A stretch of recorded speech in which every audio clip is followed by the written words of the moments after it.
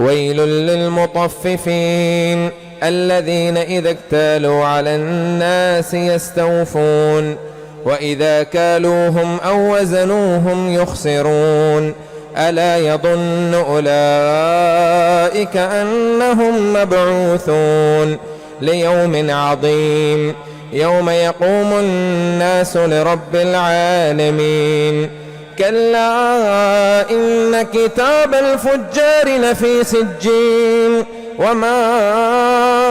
أدراك ما سجين كتاب مرقوم ويل يومئذ للمكذبين الذين يكذبون بيوم الدين وما يكذب به إلا كل معتد أثيم إذا تتلى عليه آياتنا قال أساطير الأولين كلا بل ران على قلوبهم ما كانوا يكسبون كلا إنهم عن ربهم يومئذ لمحجوبون ثم إنهم لصال الجحيم ثم يقال هذا الذي كنتم به تكذبون كلا إن كتاب الأبرار لفي عليين وما أدراك ما عليون كتاب مرقوم يشهده المقربون إن الأبرار لفي نعيم على الأرائك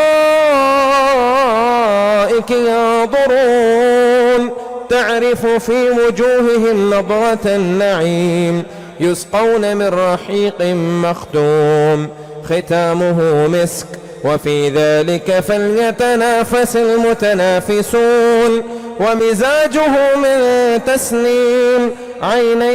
يشرب بها المقربون إن الأبرار لفي نعيم عينا يشرب بها المقربون إن الذين أجرموا كانوا من الذين آمنوا يضحكون وإذا مروا بهم يتغامضون وإذا انقلبوا إلى أهلهم انقلبوا فكهين وإذا رأوهم قالوا إن هؤلاء لضالون وما أرسلوا عليهم حافظين فاليوم الذين آمنوا من الكفار يضحكون على الأرائك ينظرون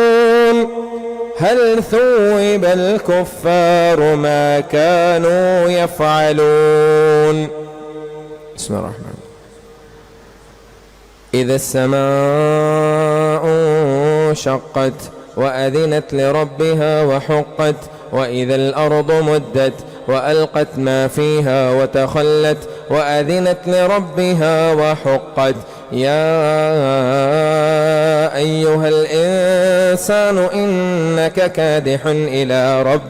إلى ربك كدحا فملاقيه فأما من أوتي كتابه بيمينه فسوف يحاسب حسابا يسيرا وينقلب إلى أهله مسرورا وأما من أوتي كتابه وراء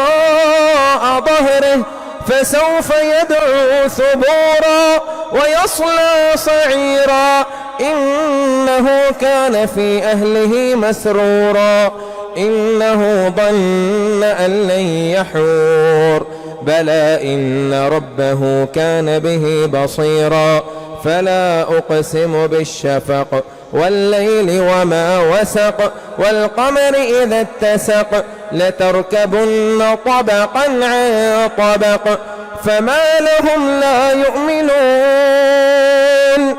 وإذا قرئ عليهم القرآن لا يسجدون.